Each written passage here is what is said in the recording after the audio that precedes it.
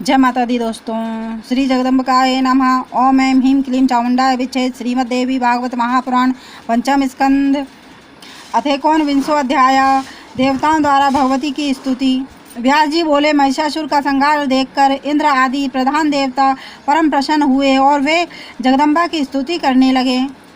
देवता बोले, हे देवी, आपकी ही शक्ति से ब्रह्मा इस जगत का सृजन करते हैं और भगवान विष्णु पालन करते हैं और शिव जी प्रलय काल में संहार करते हैं। आपकी शक्ति से रहित हो जाने पर वे कुछ भी करने में समर्थ नहीं हो सकते। अतः जगत का सृजन, पालन और संहार करने वाली आप ही हैं। इस संसार में कीर्ति, मति, स्मृति, गति, करुणा, दया, श्रद्धा, धृति, वसुधा, कमला, अजपा, पुष्टि, कला, विजया, गिरिजा, जया, तुष्टि, प्रमा, बुद्धि, उमा, रमा, विद्या, क्षमा, कांति और मेधा, ये सब शक्तियाँ आप ही हैं। इस त्रिलोकी में आप विख्यात हैं। संपूर्ण जगत को आश्रय देने वाली है। हे देवी, आपकी इन शक्तियों के बिना कौन व्यक्ति कुछ भी स्वयं कर सकने में समर्थ हैं। हे अम्ब धारण शक्ति ही निश्चय रूप से आप ही हैं, अन्यथा कच्छप और शेषनाग इस पृथ्वी को धारण कर सकने में कैसे समर्थ हो पाते हैं। पृथ्वी शक्ति भी आप ही हैं। यदि आप इस रूप में ना होती तो प्रचुर भार से संपन्न यह संपूर्ण जगत आकाश में कैसे ठहर सकता था। हे जननी, जो मनुष्य माया के गुणों से प्रभावित होकर ब्रह्मा, विष्णु, महेश, चंद्रमा, अग्नि, यम, वायु, गणेश आदि प्रमुख देवताओं की स्तुति करते हैं, वे अज्ञानी ही है, क्योंकि क्या वे देवता भी आपकी कृपा शक्ति के बिना उन मनुष्यों को कार्य फल प्रदान करने में समर्थ हो सकते हैं। हे अम्ब, जो लोग सुविस्तृत यज्ञ में देवताओं को अधिकृत करके अग्नि में पुष्कल आहुति देते हैं, वे मंदमती हैं, क्योंकि यदि स्वाहा के रूप में आप ना होती तो वे देवता हवि द्रव्य को कैसे पाते। तब फिर वे मूढ़ आपका ही यजन क्यों नहीं करते। आप जगत के चराचर प्राणियों को भोग प्रदान करती हैं और अपने अंशों से उन्हें नित्य जीवन देती हैं। हे जननी, जिस प्रकार आप अपने प्रिय देवताओं का पोषण करती हैं, उसी प्रकार अपने शत्रुओं का भी पालन करती हैं।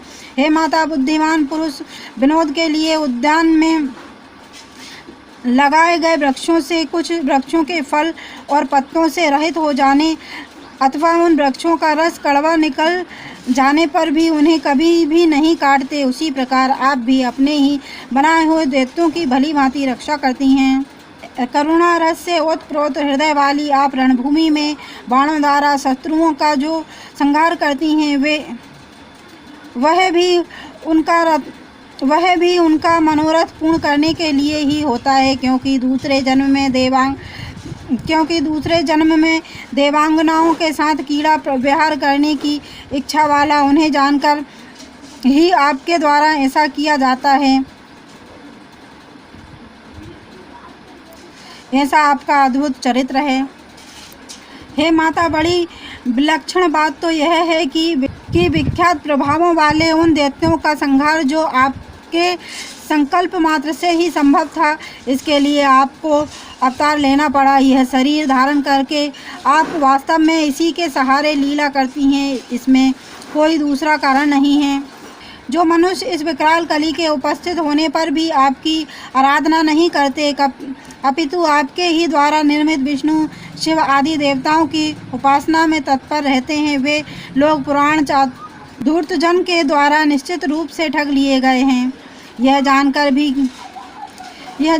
भी कि देवता आपके अधीन हैं तथा दैत्यों के द्वारा छिन्न भिन्न और प्रताड़ित किए जाते हैं, तो जो मनुष्य श्रद्धापूर्वक भूलोक में अन्य देवताओं की उपासना करते हैं, वे मानो हाथ में अत्यंत प्रकाशमान दीपक लेकर भी किसी जल रहित भयानक कूप में जा गिरते हैं।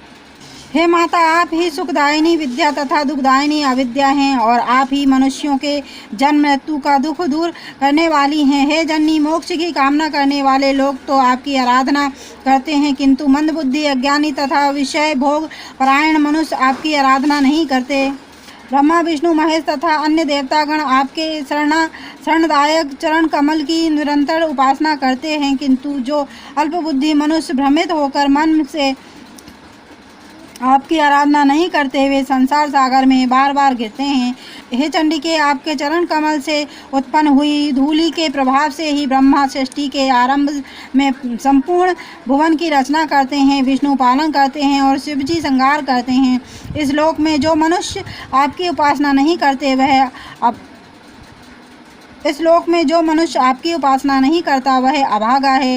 हे देवी, आप ही देवताओं तथा दैत्यों की वाग्य देवता हैं। यदि आप मुख में विराजमान न रहती तो बड़े बड़े देवता भी बोलने में समर्थ नहीं हो सकते थे। मुख होने पर भी मनुष्य उस वाक्य शक्ति के बिना बोल नहीं सकता। हे जननी महर्षि, भृगु ने कुपित होकर भगवान विष्णु को शाप दे दिया, जिससे उन्हें पृथ्वी पर बारंबार मत्स्य, कूर्म, वराह, नृसिंह और छली वामन का अवतार लेना पड़ा। तो फिर एक ऋषि अपनी रक्षा न कर पाने वाले ऐसे विष्णु आदि उन देवताओं की उपासना करने वाले लोगों को मृत्यु का भय क्यों नहीं बना रहेगा। हे माता, संपूर्ण संसार में यह बात प्रसिद्ध है कि भृगु मुनि के कानन में गए हुए भगवान शिव का लिंग मुनि के शाप के कारण कटकर पृथ्वी पर गिर पड़ा था।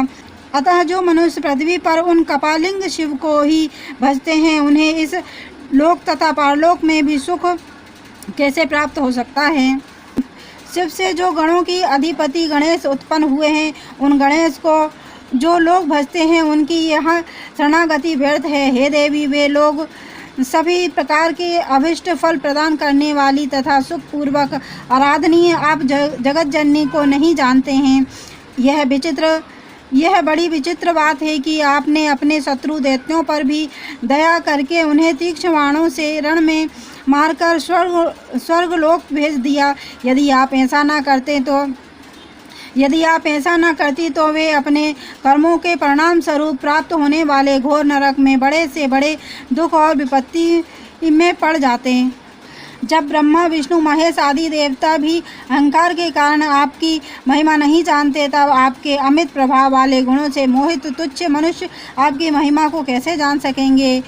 जो मुनिगण आपके स्वरूप को बड़ी कठिनता से ध्यान में आने वाला समझकर आपके चरण कमल की उपासना नहीं करते, अपितु सूर्य, अग्नि आदि की उपासना में लगे रहते हैं, वे मूढ़ बुद्धि अनेक विध कष्ट पाते हैं। समस्त श्रुतियों के द्वारा प्रतिपादित वेद सार स्वरूप परमार्थ तत्व को वे नहीं जान पाते। मैं तो यही समझता हूँ कि अद्भुत प्रभावों वाले जो आपके सत्व, रज और तम गुण के हैं, वे ही मनुष्यों को उन्हीं की अपनी ही बुद्धि द्वारा विरचित अनेक प्रकार के शास्त्रों में उलझाकर उन्हें विष्णु, शिव, सूर्य, गणेश आदि का उपासक बनाकर आपके भक्ति भाव से सर्वदा विमुख कर देते हैं। हे अंबिके, जो लोग विष्णु तथा शिव की पूजा और भक्ति के परिपूर्ण शास्त्रों के उपदेश द्वारा ब्राह्मणों को आपके चरणों से विमुख कर देते हैं, उनके ऊपर भी आप क्रोध नहीं करती बल्कि दया ही करती हैं और इसके अतिरिक्त मोह आदि मंत्रों के ज्ञाताओं को भी आप संसार में बहुत प्रसिद्ध बना देती हैं। सतयुग में सत्वगुण की प्रबलता रहती है, अतः उस युग में अशस्त्र शास्त्रों पर आस्था नहीं हो पाती, किंतु कली में तो कवि तत्व के अभिमानी लोग आपकी उपेक्षा करते हैं और आप ही के द्वारा बनाए गए देवताओं की स्तुति करते हैं। इस पृथ्वी तल पर अत्यंत शुद्ध अंतःकरण वाले जो सात्विक मुनिगण मुक्ति फल प्रदान करने वाली योग सिद्धा एवं पराविद्या स्वरूपणी आप भगवती का ध्यान करते हैं, वे पुनः माता के गर्भ में आकर कष्ट नहीं पाते। जो मनुष्य आप में ध्यान मग्न हैं, वे धन्य हैं। आप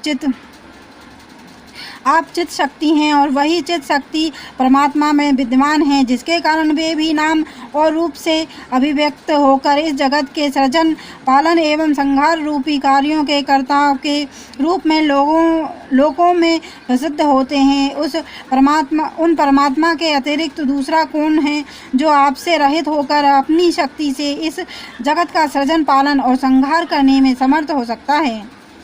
हे जगदम्बे, क्या चित्त शून्य तत्व जगत की रचना करने में समर्थ हो सकते हैं? चूँकि तत्व जड़ है, अतः वे जगत की रचना में समर्थ नहीं है। हे देवी, यद्यपि इंद्रियां, गुण तथा कर्म से युक्त है, फिर भी आपसे रहित होकर क्या वे फल प्रदान कर सकती हैं?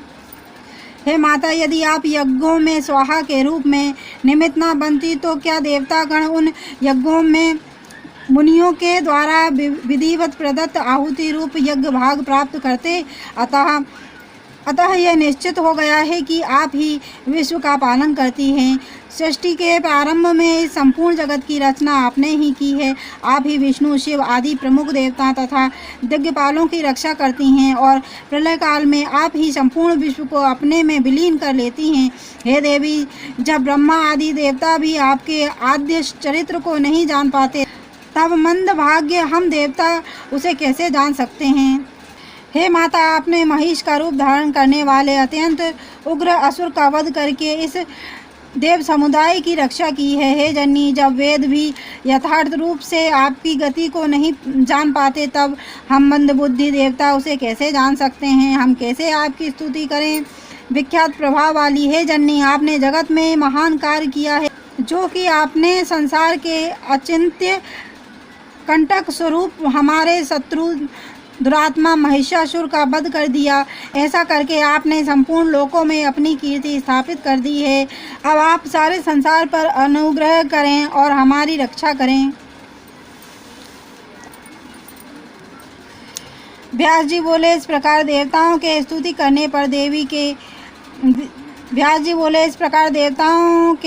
स्तुति करने पर देवी ने मधुर स्वर में उनसे कहा, हे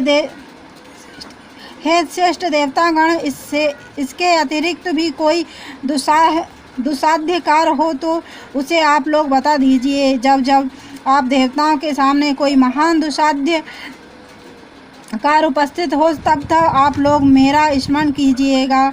देवता बोले, हे देवी, इस समय आपने हमारा सारा कार्य पूर्ण कर दिया है, जो कि आपके द्वारा हमारा शत्रु यह महिषासुर मार डाला गया।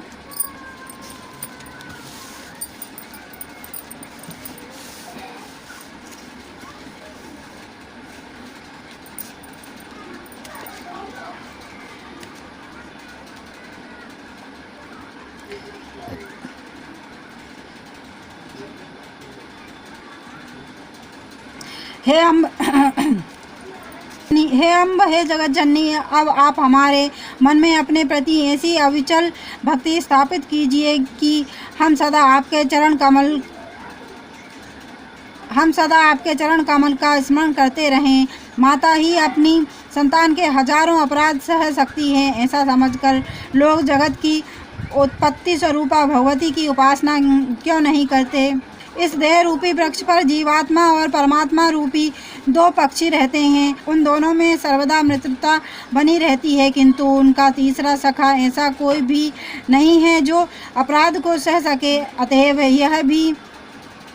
अतएव यह जीव आप जैसे मित्र को त्याग कर क्या करेगा।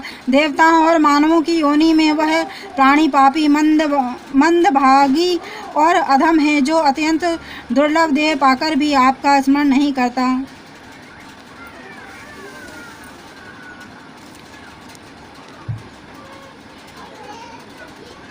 हम मन, वाणी और कर्म से बार बार यह सत्य कह रहे हैं कि सुख अथवा दुख प्रत्येक परिस्थिति में एकमात्र आप ही हमारे लिए अद्भुत शरण हैं। हे देवी, आप अपने समस्त श्रेष्ठ आयुधों द्वारा हमारी निरंतर रक्षा करें। आपके चरण कमलों की धूलि को छोड़कर हमारे लिए कोई दूसरा शरण नहीं है।